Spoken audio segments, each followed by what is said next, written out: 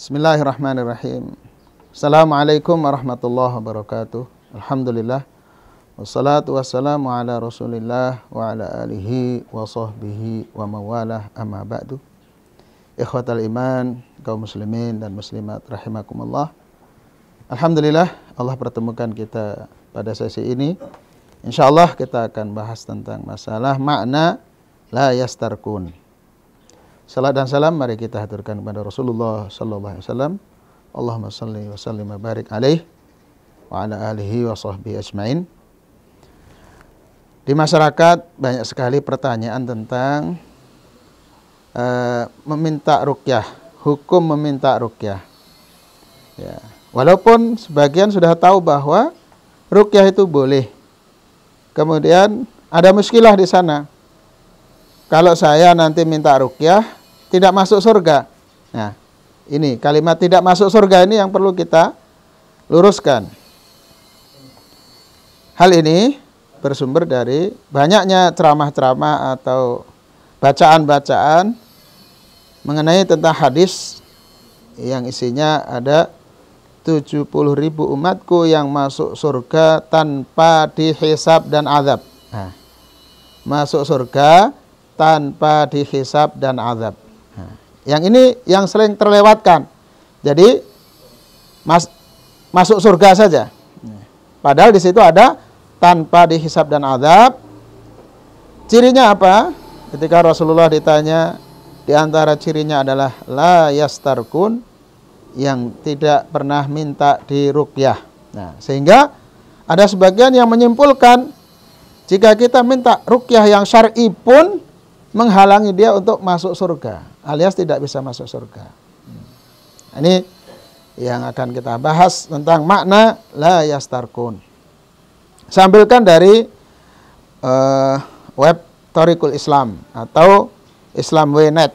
Nah, ada pertanyaan yang menanyakan bahwa bagaimana Syekh ya tentang 70.000 umat Rasulullah SAW yang masuk surga tanpa dihisab dan azab. Salah satu cirinya adalah yang tidak minta diruqyah. Bagaimana kita menggabungkan antara meminta ruqyah dan hadis yang membolehkan ruqyah. Kemudian juga pertanyaan, bagaimana seseorang mendengarkan rekaman ayat-ayat Al-Quran untuk diniatkan ruqyah. Apakah ini termasuk bab ruqyah? Jazakumullah khair. Saya langsung bacakan maksud daripada terjemahannya saja biar tidak memperpanjang waktu kalam ya. Jawaban beliau, alhamdulillah, salatu wassalamu ala rasulillah wa ala alihi wa sahbihi, amma ba'du. Makna la yastarkun adalah tidak meminta ruqyah kepada selain dirinya sendiri. Tidak minta kepada orang lain, baik itu keluarganya atau ustadz atau yang lain. Kemudian beliau mengatakan meminta ruqyah walaupun dibolehkan dalam hukum asalnya, namun dalam hadis tadi ya, Rasulullah SAW ingin menjelaskan kepada umatnya bahwa yang utama, yang pertama adalah seseorang itu meruqyah dirinya sendiri. Ya. Karena ini bagian daripada kekuatan tawakal kita kepada Allah Subhanahu wa taala. Dan puncak daripada tauhid pada Allah Subhanahu wa taala adalah berserah diri. Karena kalau dikaitkan dengan hadis ini, tambahan dari saya sendiri bahwa di akhir hadis itu mereka selalu wa ala rabbihim yatawakkalun. Jadi orang yang masuk surga tanpa dihisab dan azab itu dia tidak perlu bantuan kepada orang lain, termasuk ruqyah. Nah, ini maknanya seperti itu. Sedangkan untuk masuk surga tanpa dihisab dan azab masih banyak jalan yang lain, pintu yang lain. Bisa pintu syahid, ya. Orang yang syahid dan dia tidak memiliki dosa yang lain, dia bisa masuk surga tanpa dihisab azab. Dan yang amalan-amalan yang lainnya masih banyak lagi. Ya, jadi para pemirsa kaum muslimin, jangan karena ada statement jangan minta diruqyah nanti tidak masuk surga. Ini belum selesai, masih koma. Kalaupun toh tidak bisa masuk surga tanpa dihisab dan adab, lalu orang seperti kita ini bagaimana dengan dibandingkan dengan para ulama, orang-orang soleh, para sahabat? Mereka lah yang mungkin mendahulu kita masuk surga tanpa dihisab dan adab. Yang penting kita bisa masuk surga walaupun dihisab, itu sudah karunia yang besar dari Allah Subhanahu wa taala. Jadi saya kembalikan dari jawaban dari Thariq Islam ini, Thariqul Islam atau Islam.net, bahwa makna daripada la yastarkun di sini adalah karena dia tidak minta diruqyah itu memiliki tawakal yang sempurna kepada Allah Subhanahu wa taala, sehingga tidak hanya tidak minta diruqyah, tapi tidak minta yang lain-lain. Tidak minta didoakan, tidak minta bantuan, tidak minta proposal. Nah, ketika dia mungkin memiliki hajat, keinginan sesuatu di rumah misalnya, perlu bantuan anaknya, dia tidak minta perlu bantuan. Atau saudaranya, misalnya dia ada barangnya yang jatuh, dia tidak minta bantuan orang lain. Nah, ini orang yang memiliki ketawakalan yang sempurna. Dia hanya bersandar kepada Allah Subhanahu wa taala. Itu ciri iman yang sempurna. Kemudian contoh daripada Rasulullah, bahwa ketika beliau sakit, ya, beliau melakukan ruqyah sendiri, ya, membaca ayat-ayat al-muawwidzat, ya, surat Al-Ikhlas, Al-Falaq, An-Nas, kemudian ditiupkan di tangan beliau dan diusapkan atau ditiupkan ke keluarganya, ya. Ini dari Sahihain, ya, dalam riwayat dua kitab Sahih Bukhari dan Muslim. Dari Bunda Aisyah radhiyallahu anha menceritakan bahwa Nabi sallallahu alaihi wasallam ketika beliau mengalami gangguan sakit atau apa, beliau membaca untuk dirinya sendiri dan mengusapkan dengan tangannya, ya. Tetapi setelah beliau sakit yang kemudian lemah, beliau minta bantuan Bunda Aisyah untuk membacakan di tangan beliau, karena tangan beliau yang mulia, kemudian diusapkan dengan bantuan istrinya, ya. Kemudian kenapa tidak la yastarkun ini menjadikan penyebab orang tidak masuk surga tanpa dihisab dan adab? Karena ini termasuk bagian daripada doa. Nah, ini jawaban dari Thariq al-Islam. Kemudian ada riwayat dan tidak meruqyah. Nah, riwayat ini dinyatakan sebagai ghalat atau tidak benar, ya. Kalau kita meruqyah, insya Allah khair, karena ini bagian daripada sunnah Rasulullah SAW menyebarkan tauhid. Bahkan dalam prinsip ruqyah itu adalah taubat sebelum berobat.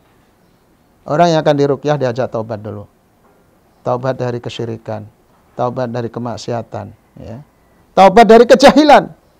Banyak orang yang minta diruqyah, dia tidak bisa membaca Al-Quran, belum pernah belajar Al-Quran.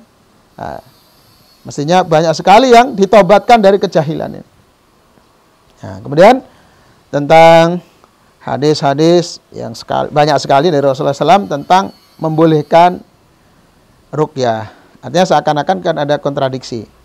Minta diruqyah tidak bisa masuk surga. Tadi masih koma, ya, tanpa dihisab dan adab.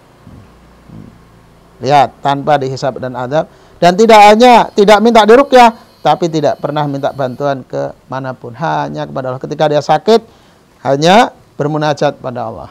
Ini tingkatan yang kamalul iman, iman yang sempurna. Jadi tentang kebolehan ruqyah itu tidak diragukan lagi selama ruqyahnya syar'iyah. Harus di garis bawah ditulis dengan huruf tebal, ruqyah syar'iyah. Yang mana rukun daripada ruqyah syariah ini jelas sekali, yaitu kita membaca ayat-ayat Al-Quran, doa-doa dari Rasulullah SAW, dibaca sesuai dengan bahasanya. Kemudian harus yakin bahwa yang menyembuhkan, yang beri pengaruh daripada ruqyah itu adalah Allah Subhanahu wa taala, bukan peruqyahnya, bukan herbalnya, tetapi Allah Subhanahu wa taala yang beri manfaat. Jadi sekali lagi tentang ruqyah ini tidak ada keraguan lagi tentang bolehnya ruqyah syariah. Untuk minta ruqyah pun silahkan. Karena memang Anda membutuhkan, karena Anda belum bisa meruqyah sendiri. Minimal ketika datang, ya, untuk menghindari kalimat tidak minta diruqyah, minta konsultasi tentang ruqyah. Nanti Ustadz akan mengajarkan tentang ruqyah jika masih sanksi. Jadi datang ke tempat ruqyah itu tidak langsung minta diruqyah, tapi konsultasi bagaimana ruqyah syariah, nanti akan diajari oleh Ustadz tentang ruqyah, bisa praktekkan sendiri, kalau belum bisa baru dibantu. Nah, ini terhindar dari minta diruqyah juga. Nah, kemudian tadi dari pertanyaan dari Tariq Al-Islam tadi atau Islam W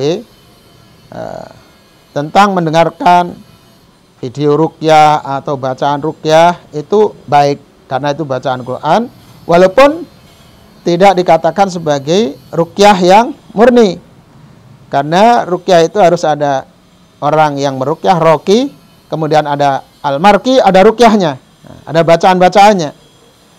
Apabila ini hanya bacaan mendengarkan saja, insya Allah mendengarkan ini adalah suatu kebaikan dan bermanfaat. Kalau dari Syekh Abdul Bara, ya, Usamah bin Yasin Ma'ani, guru kita peruqyah di Indonesia ini, yang sering kita mengadakan daurah nasional dengan beliau, daurah Nusantara dengan beliau, beliau mengatakan mendengarkan CD, kaset, atau YouTube tentang bacaan ayat-ayat Al-Quran itu baik. Itu disebut ilaj namanya. Itu terapi aja, bukan ruqyah syariah. Tentang istilah, itu kita tidak perlu perdebatkan, tetapi yang penting itu ada manfaatnya dan baik. Insya Allah ini yang dapat saya sampaikan.